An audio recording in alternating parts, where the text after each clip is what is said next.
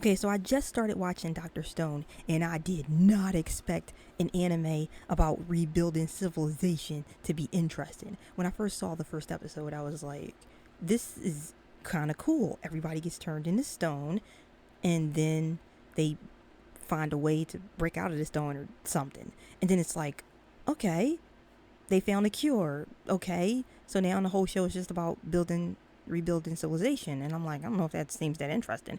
And the characters didn't really like.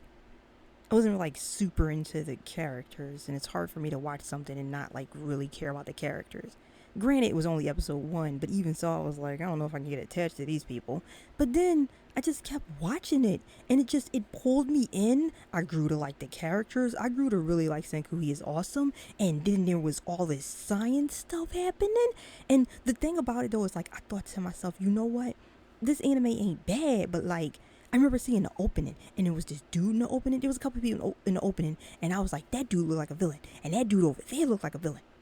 Turned out that the dude that looked like a villain, he was a villain, and the other person, he was villain kind of. He was like sort of a villain, but not really a villain. The point I'm trying to make is that the dude that I originally thought was a villain, Tsukasa, like my whole thing is, how you gonna have a villain in a show about rebuilding civilization? Like, who is going to try to stop you? Like, why would you not want civilization to be rebuilt? So I'm like, why would villains exist? But then it's like, Senku's all like, science, science, science. I'm a man of science. And Tsukasa's all like, no, because if you do the science, then that means weapons, and that means war and bad stuff, blah, blah, blah, something, something. So anyway, Tsukasa's whole thing is, what if we don't bring back everybody? Senku's like, let's bring back everybody and rebuild civilization and science. And Tsukasa's like, but what if no though? And that's Tsukasa's whole thing. Like, maybe we don't bring back